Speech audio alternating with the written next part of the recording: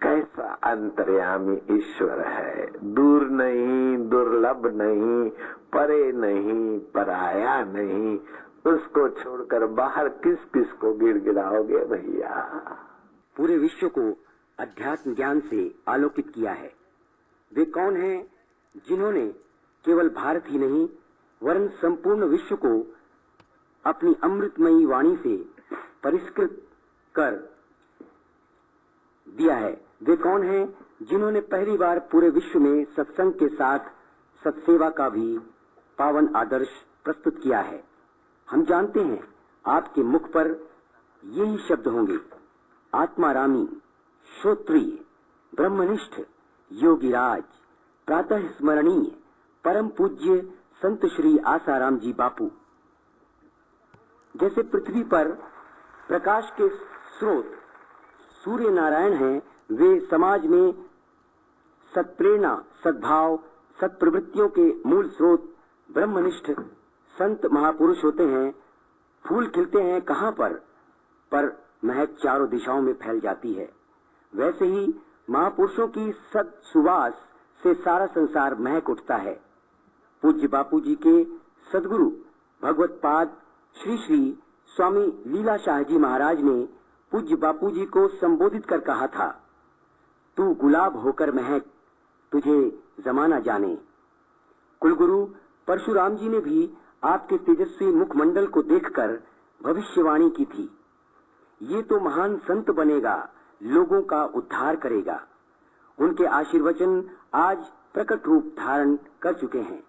पूज्य बापू जी आज एक पूर्ण विकसित गुलाब की तरह महक रहे हैं, जिनकी पावन आत्म सुवास से विश्व के करोड़ों मुरझाए दिल खिल रहे हैं। आप श्री की वाणी में वैदिक ऋषियों का ज्ञान मुखरित हो रहा है। प्राणी मात्र की पीड़ा जिनको अपनी पीड़ा लगती है, पर दुख कातरता जिनका सहज स्वभाव है, ऐसे जीव मात्र के हितैषी लोक संत परम पूज्य बापू जी आज समूची मानवता को जीवन की सही दिशा दिखा रहे हैं। भगवत प्राप्त संत महापुरुषों को यद्यपि किसी कर्तव्य का बंधन नहीं होता, क्योंकि वे सभी बंधनों से परे परमात्म पद में प्रतिष्ठित होते हैं, फिर भी उनके द्वारा जो सहज कर्म होते हैं उनसे समाज का बहुत बहुत मंगल होता है।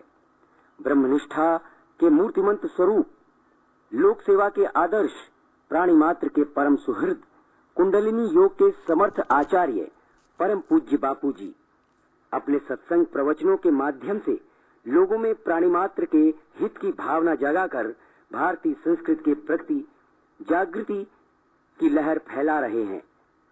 सर्वभूत हिते रतः पूज्य बापू जी कहते हैं, मुस्कुराना मेरी आदत है, प्रसन्न रहना मेरा स्वभाव है और तुम्हें जगाना मेरा उद्देश्य है।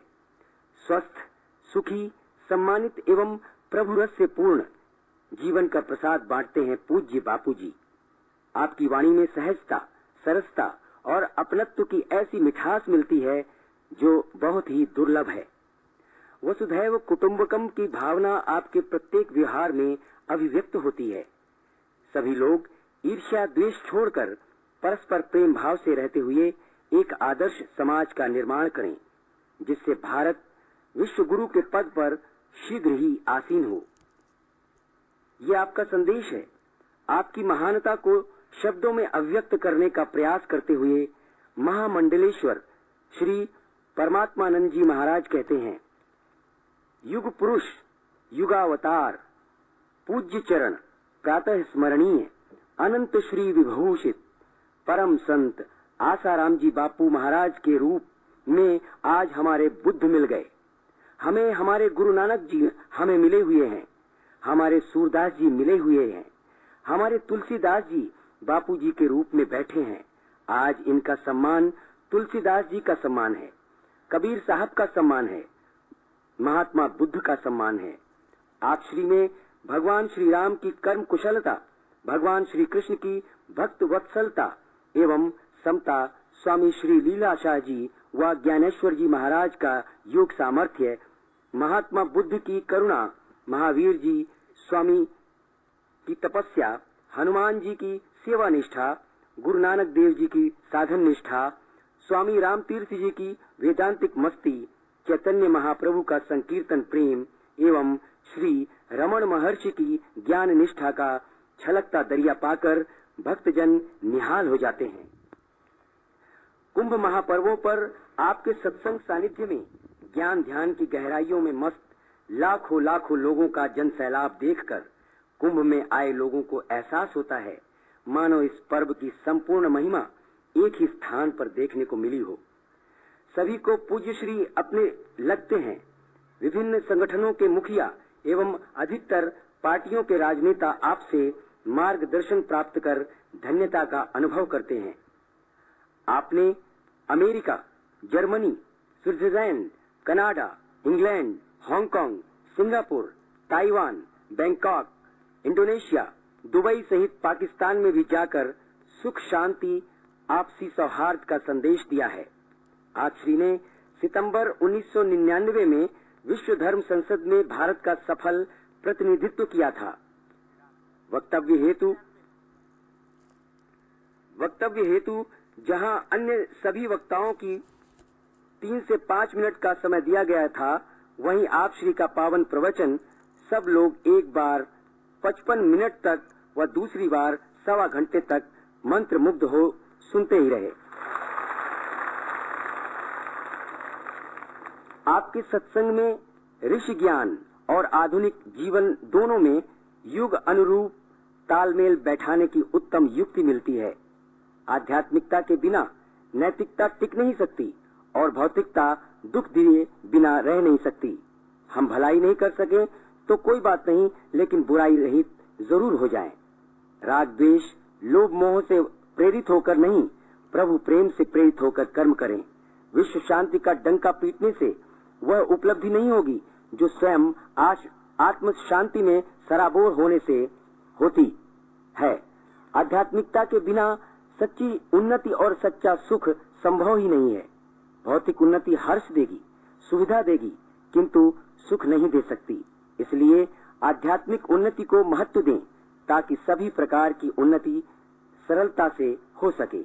अपने सत्संगों में आप बीज मंत्र ओंकार सहित हास्य प्रयोग कराते हैं, जिससे 70,000 बोविस ऊर्जा उत्पन्न होती है। इससे एक ओर वातावरण का वैचारिक प्रदूषण दूर होता है, दूसरी ओर भक्तों की तीव्र गति से आध्यात्मिक उन्नति होती है। आपके सत्संग में ध्यान योग की गहराई, भक्ति योग का माधुर्य और ज्ञान योग की तत्वनिष्ठा का सुंदर सम्मिश्रण होता है। साथ ही आपके जीवन में कर्मयोग भी पूरी तरह निखरा है। आपकी सत्प्रेरणा से चल रहे अनेक सेवा प्रकल्पों के माध्यम से आज समाज लाभान्वित हो रहा है।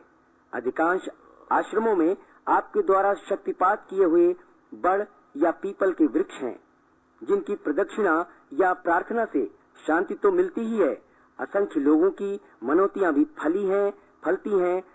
आपसे प्राप्त वैदिक मंत्रों की दीक्षा साधकों के जीवन में आमूल चूल परिवर्तन ला देती है।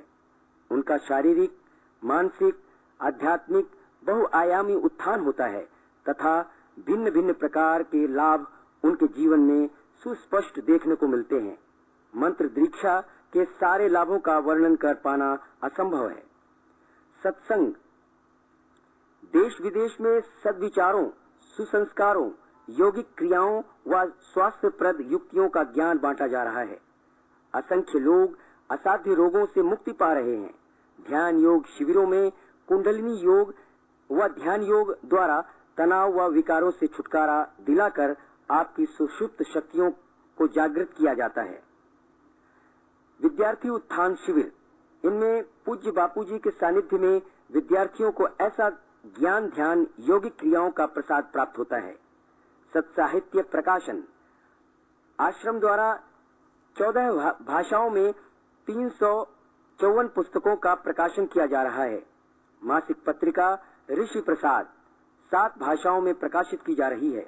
मासिक पत्र लोक कल्याण सेतु भी प्रकाशित होता है। बाल संस्कार केंद्र, ये 18,000 केंद्र विद्यार्थियों में सुसंस्कार सिंचन में रत हैं। पिछले लोगों का विकास, पिछड़े लोगों का विकास, गरीबों, आदिवासियों को नियमित निःशुल्क अनाज वितरण, भंडारे, भोजन प्रसाद वितरण, अनाज, वस्त्र, बर्तन, बच्चों को नोटबुकें, मिठाई प्रसाद आदि का वितरण तथा नगद आर्थिक सहायता देने का कार्य बड़े पैमाने पर होता है।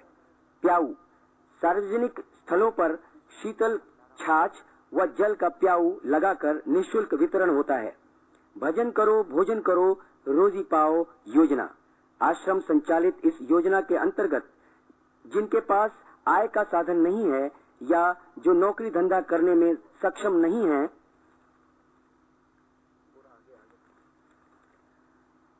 आपातकालीन सेवा, अकाल, बाढ़, भूकंप, सुनामी तांडव सभी में आश्रम ने निरंतर सेवाएं दी हैं। गौ सेवा, आश्रम द्वारा विभिन्न राज्यों में 9 बड़ी गौशालाओं का संचालन हो रहा है, जिनमें कत्ल खाने ले जाने से रोकी गई हजारों गायों की सेवा की जा रही है। युवा धन सुरक्षा व व्यसन मुक्ति अभियान, इनसे करोड़ों युवाओं व व्यसनियों को उन्नति का अवसर मिला है। दिव्य प्रेरणा प्रकाश ज्ञान प्रतियोगिता, इस राष्ट्र स्तरीय प्रतियोगिता में 17,181 विद्यालयों के 7,53,039 विद्यार्थियों ने भाग लिया था। इसमें स्वर्ण पदक, रजत पदक व 39,000 से अधिक प्रोत्साहन पुरस्कार दिए गए। चिकित्सा सेवा, आयुर्वेदिक, होम्योपैथिक, प्राकृतिक चिकित्सा व एक्यूप्रेशर, इन निर्दोष चिकित्सा पद्धतियों से निष्णात वैद्यों द्वारा विभिन्न स्थानों में उपचार किए जाते हैं।